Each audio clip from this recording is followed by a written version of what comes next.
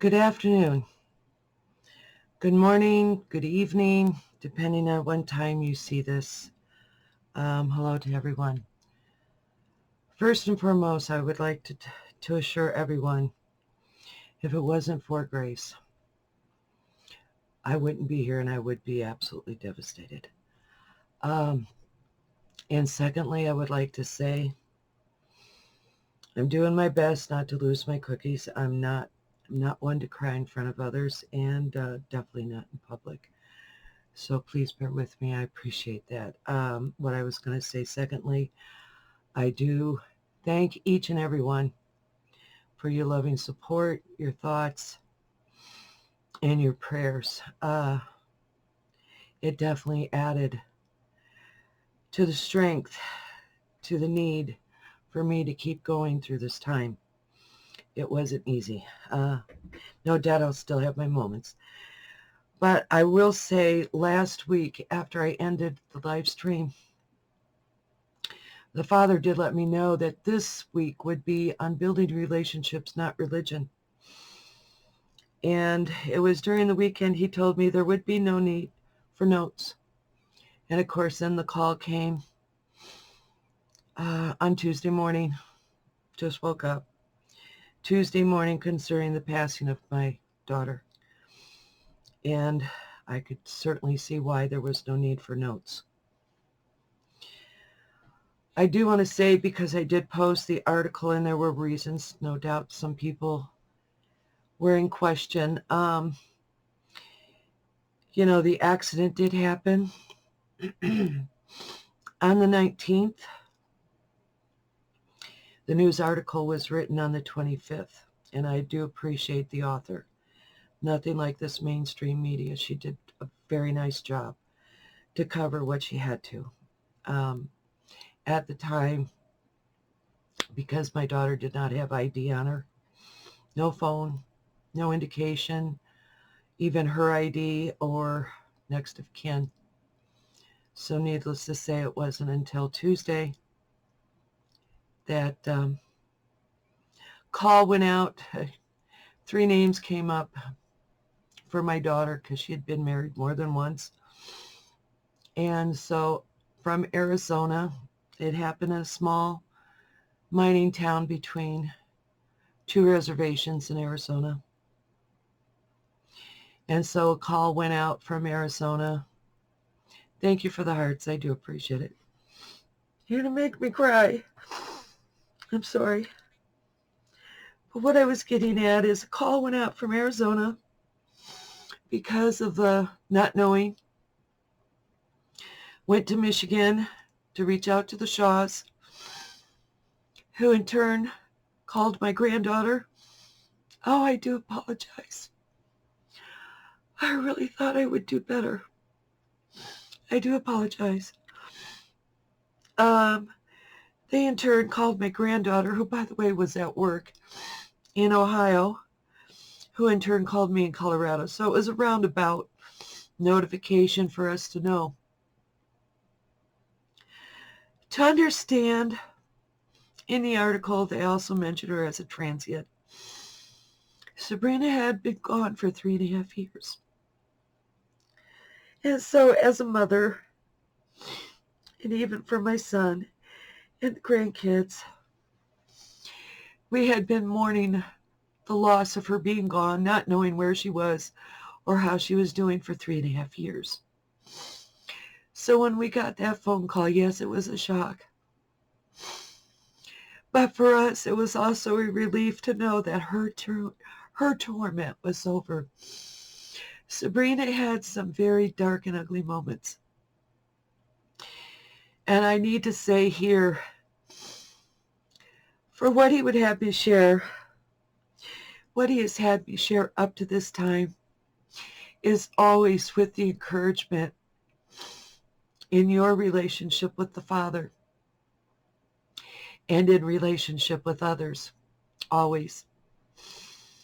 And the last 8 years, this month will be 8 years since the grandkid's dad, Marty Shaw, was killed and died. So this was 8 years in the same month. I will say real quickly, Brooke and I feel like we got a whole lot done yesterday in making arrangements with the medical examiner and with a crematorium in Phoenix to have the remains brought up here. Um, some people may not agree with cremation. I shared as far as my parents and grandparents, my parents and godparents, they were all cremated. And the thought has always been, instead of adding and putting more into the earth, instead to give to the earth. And so in that, Brooke is shopping for a living urn so we can plant a tree. And Brooke is thinking a cherry tree. So she's happy to go shopping looking for a nice living urn with a tree, and she's on a mission. And this has made her good. Because of the dark and ugly moments through the years, we all have them. We all have them. Some have more than others. But it is to explain a little bit of background to understand even why my focus, and with the kids, my son and grandkids, everybody, extended family, is to focus on the good memories. It's been very challenging for us. As some of you know, I have raised her 3 kids.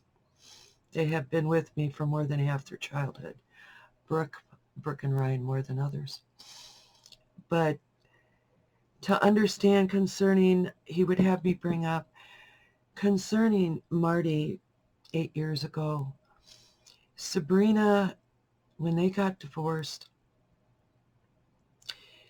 she had a burnout and she came to stay with us out here in Colorado.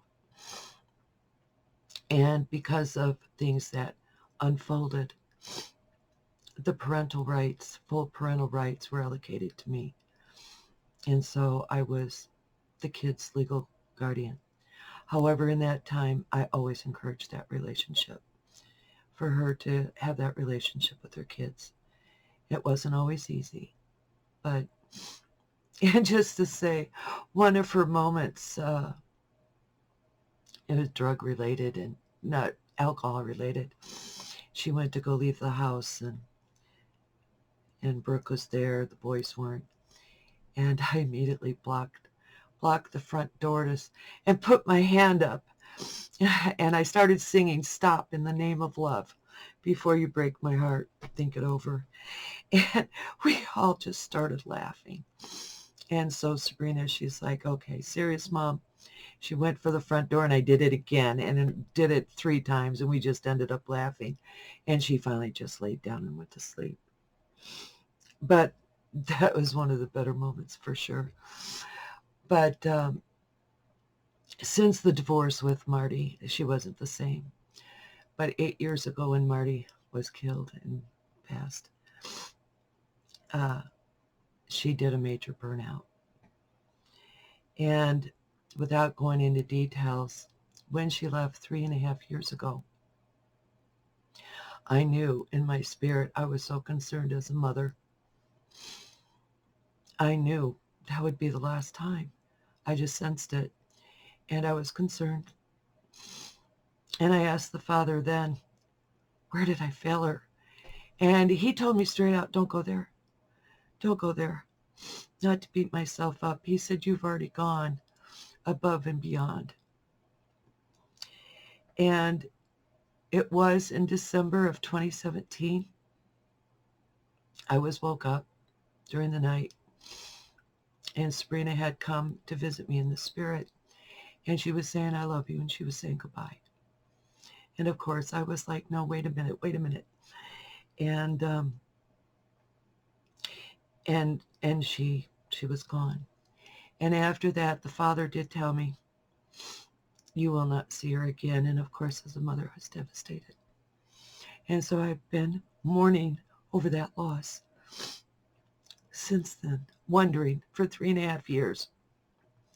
So when we got the phone call, it was to know, for us, it was knowing her torment was over. And to remember the good times. Sabrina was a very awesome person. when she was straight. She was just an awesome person. And unfortunately, in that marriage with Marty and with the family, they became her whole world. And I do want to say, Jesus does make mention, what good does it do a man to gain the whole world and yet lose his own soul? And so in that I saw this process. As a mother and a friend, it was very hard. I saw this process of her losing the soul. And I do want to say it is somewhere in Revelation. Like I said, I was told no need to take notes. If anybody wants to know, I'll look it up and put it in the comments. But it is written in Revelations for those who do pass from this realm, having their light snuffed out and struggling in their soul, that their spirit, their heart and their spirit will be saved. And so in the last few months, and with that said, in the last few months, I kept thinking of Sabrina, and I've encouraged everyone here in the live streams just to keep pressing in on his presence, to be in his presence, to be at rest in his hand. And he was encouraging me personally with the thoughts of my daughter to just sit in his presence and be at rest. And he told me, trust me, you're going to need it. And I am so thankful. I mean, for him as a father, our parent, he was, the love that he has for all of us. He would be here with us during these times. And so I've always encouraged others with whatever you're going through to be at rest in his hand and let him as a parent to protect you, to guide you, and to help you through such moments of the Father of Lights.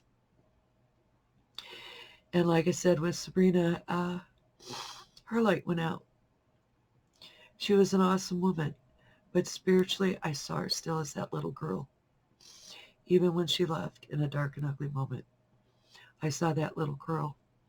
She was like this injured deer on the side of a road that had been hit by a car. And I had been shown that years ago. Another time I had found her in a bad incident. And she just never got through that pain. And I had made mention before, as far as even for me in a moment of forgiveness, even concerning the assault that I mentioned, it was, to not want to go through that pain again and the need to trust the Father. He does give us that strength to go through it and to always build relationships. To build relationship with him and in relationship with others. And yes, I would give warning and encouragement to everyone that hears this. Don't ever check yourself. Don't ever let someone else become your whole world where you forget God as far as your source, your parent, the ability to love others, being from him, the source of love. We can't do it without him. And so I did want to make mention too, for me, because of 3.5 years. For those in question, real quick, there's two things that are coming to me to share. But concerning service for my daughter, we're waiting on the remains to come to Denver. And Brooke and her little family, they will be out here. And we are looking at the week after next, outside. And like I said, with a living urn to plant a tree, to remember those good moments. And in terms of the dark and ugly moments, after she had left 3.5 years ago, and after he told me I would not see her again, and of course I was just hoping, kept hoping, no, maybe she'll just still show up. And you just don't. It's hard to take that in. But I knew, here we go, God's not like a man that he would lie. And I knew it was him telling me. And I was sitting in his presence after he had told me that. And I was grieving. And I was sitting in his presence quietly. And he said, he was so gentle. He said, "What do you have in your hand?" You know, we are to cast our cares before him. And I had my hand in a fist, real tight. And he said, "What's in there?" And I said, "No. No, I don't want to add to the garbage." He had shown me what others were doing in terms of coming into the throne room. I mentioned this before. As far as coming into the throne room, tossing their cares off on the table on the showbread, and then booking out the door. And I said, "I don't want to add to that garbage." The showbread had worms, and the goo was coming over out of the bread, over the edge of the table onto the floor. So I definitely didn't want to add to that garbage. And he said, "No, no, you're not like them. You're sitting here in my presence, and I do care for you. And please know I relate this to the needs of others. This also relates to you." And he very gently reached out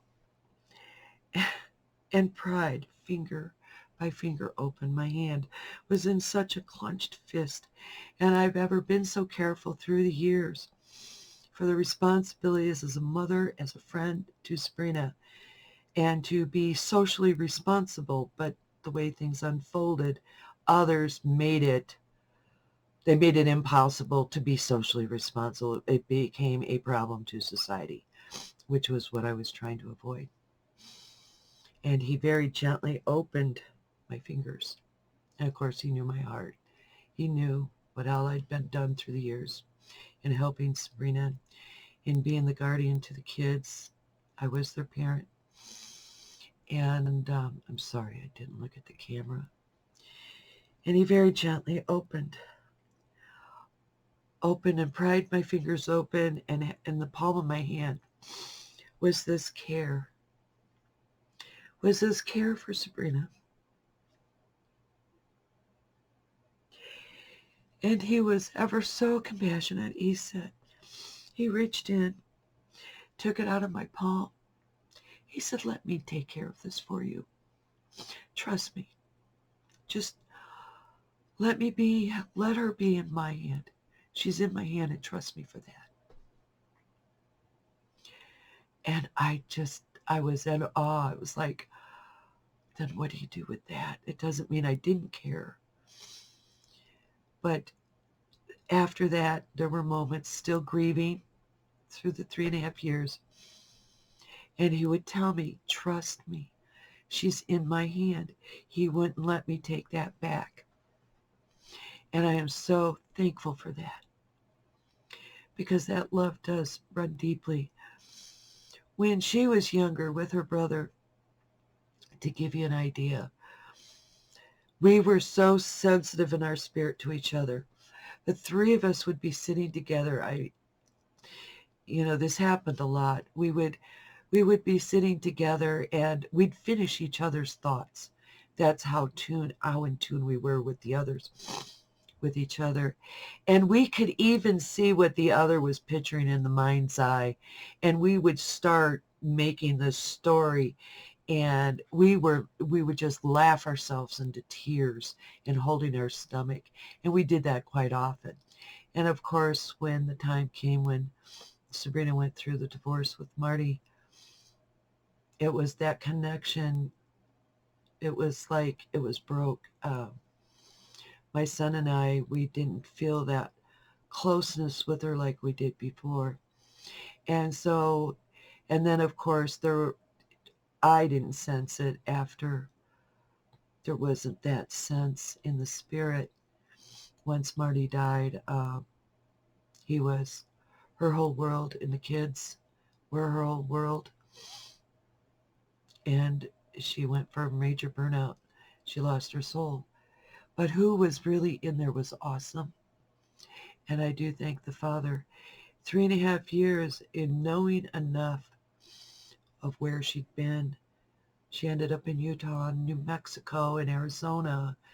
And I marveled.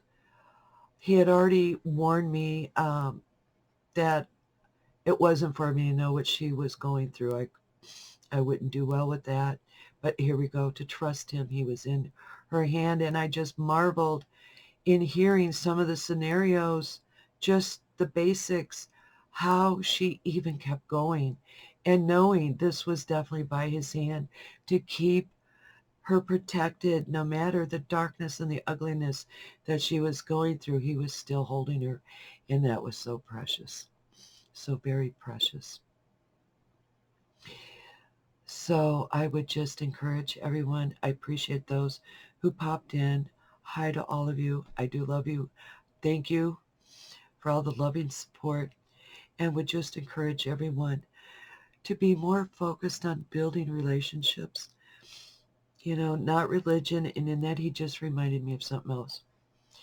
When Sabrina and her brother were growing up, once I entered into new life, my parents, their grandparents, told them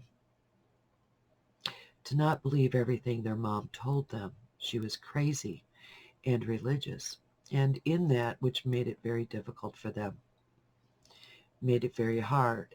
My parents did not understand to what degree I was teaching them in the power of love, and to always keep love their aim. And to my parents, I'd mentioned before with my dad, anything spiritual, anything of a spiritual nature was crazy. So that's where the crazy came from. And then any mention of God or any reference to scripture, that was religious. And so even as it relates today, we need to be careful in building relationships to not be anti-religious at the risk of becoming anti-relationship, and to keep those things in mind. Sabrina knew where I stood. Like I said, she did appear to me in the spirit in December of 2017 to say goodbye and that she loved me. That concerned me. The light went out. She was tormented, and it's been a relief in that aspect to know that torment is over. And my concerns right now are more for my son and 2 grandsons. And I did also make mention in sharing the news article for the driver. I saw her in the spirit in this horrible, horrible state. She was not the real person who she is on the inside, is not the type of person to do what happened. And I saw her in this horrible state in the spirit, at the risk of being stuck in that trauma for the rest of her life. Personally, I will be calling the detective down in Arizona and see if I can't reach out to her as a friend and as a minister of love. I definitely wouldn't want to see her stuck in that trauma. She is in excruciating pain. I have sensed this. Sorry. I spoke with someone else. Actually, Alicia, I hope you don't mind me mentioning, she's a moderator here in the group. We were talking last night, texting back and forth, and she was overwhelmed with that pain yesterday, and she knew it wasn't hers. She is sensitive to those things. So I would just ask also, not only to keep those prayers out for the family, it is to extend it for extended family, to focus on building those relationships, not cutting them off, and to keep it focused, to understand the relationship with the Father is not religious. I mean, we need to be real with that. And it's not in the way the things he's had me share here are beyond what the church teaches. What he's had me share is as it applies to everyday life, in everyday language, in a way that we can all relate to. And, having the loss of loved ones, it was mentioned in the one stream, there would be some that would up and disappear and not be heard from again. And I wondered then if Sabrina was one of them. I knew, but I didn't want to acknowledge that. But it was also with warning to others You know, we're in a very different time, and the way the world would try to convince us of what is normal isn't even healthy. We still need to reach out, support one another, build relationships, and always keep love our aim. Hugs are so crucial, so crucial. Hugs are healing, and forgiveness is healing. You know, always to keep those things in mind. And so I will close it there. Thank you again for those who came in, and thank you for the thoughts. Thank you for the love. I do appreciate each and every one of you, and just encourage our group here to support one another, speak up more, interact, the support we need. Considering what's still coming, we really need that. And even more reason for me to get the website done at Four Winds with a private area to interact for moments like this.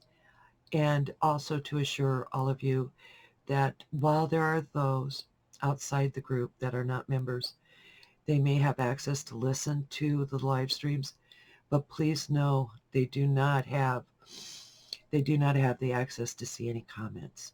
They cannot see anything, your comments, and so please keep that in mind. It is a private group. They may be able to see the live stream, but no, they can't see your comments. And so I would just encourage you in that way too. So yes, keep us all in prayer. I do thank you. And like I said, if it wasn't for grace, I would be devastated. I so thank him for having me girded and prepared for this moment. Certainly doesn't mean that there won't be waves of grief that'll hit me later. But one thing I have learned, that in grieving, to let that out, to let it out and cry, and let those tears run into the river of joy. There is always so much more to look forward to in the hand of grace.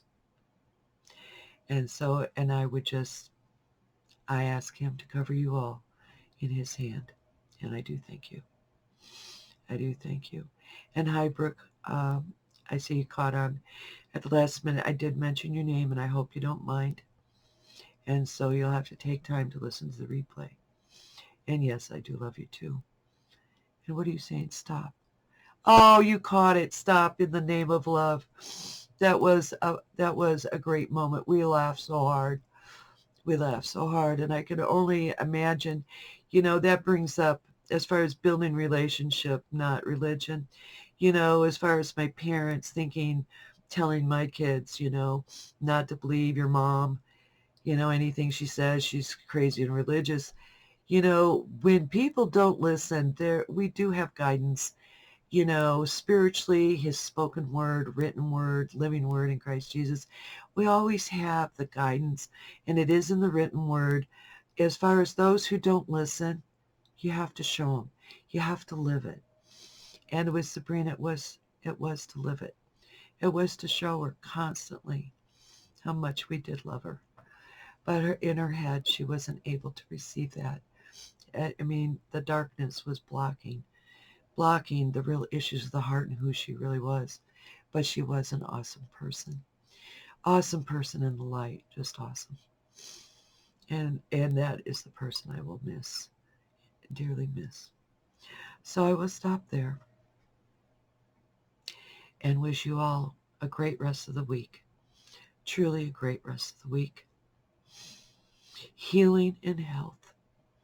Always in the name of Jesus. In the power of love.